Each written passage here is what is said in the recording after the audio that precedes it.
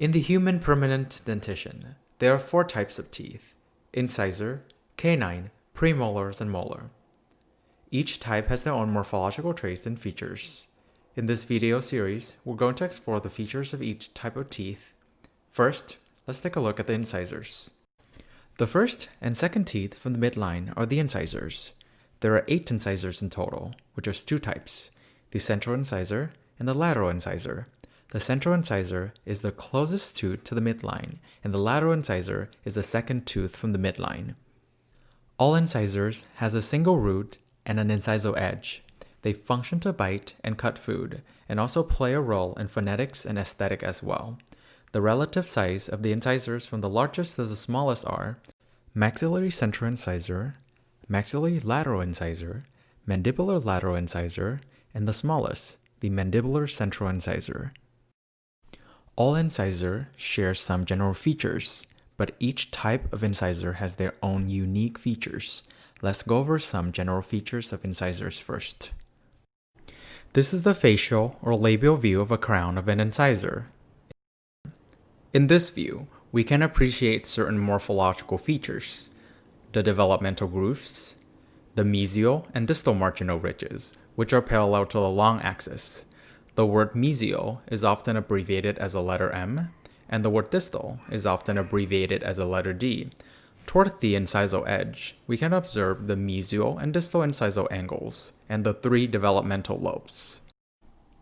This is the lingual view. In this view, we can appreciate these features: the cingulum, the lingual fossa. The word lingual is often abbreviated as the letter L, the mesial and distal marginal ridges, the mesial and distal incisal angles, and lastly, the incisal edge. This is the distal view and the mesial view. In these views, we can appreciate the segmental enamel junctions, or the CEJ. The curvature of the mesial CEJ is greater than that of the distal CEJ.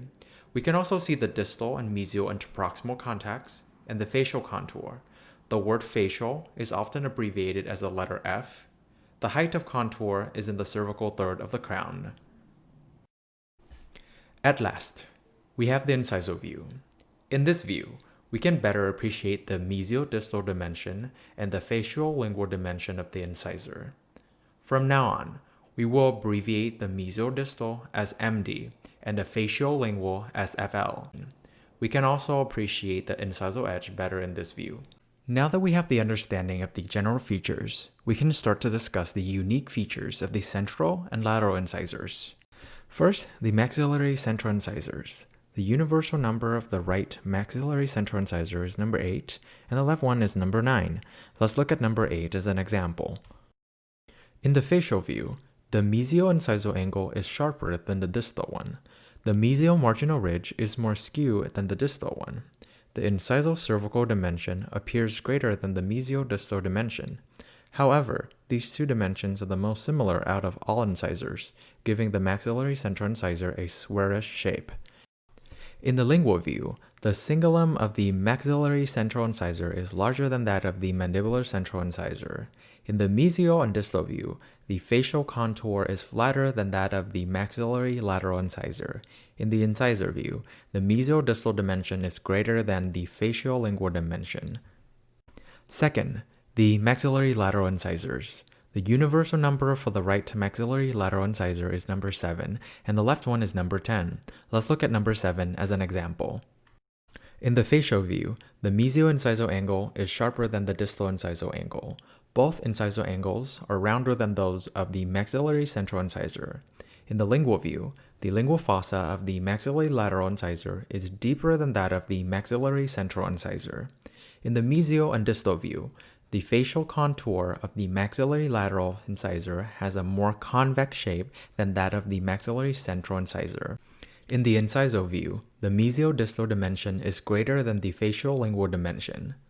Third, the mandibular central incisors. The universal number of the right mandibular central incisor is number 25, and the left one is number 24. Let's look at number 25 as an example. In the facial view, the mesial and distal incisal angles are both sharp, making the mandibular central incisor the most symmetrical tooth. In the lingual view, the lingual surface is smooth.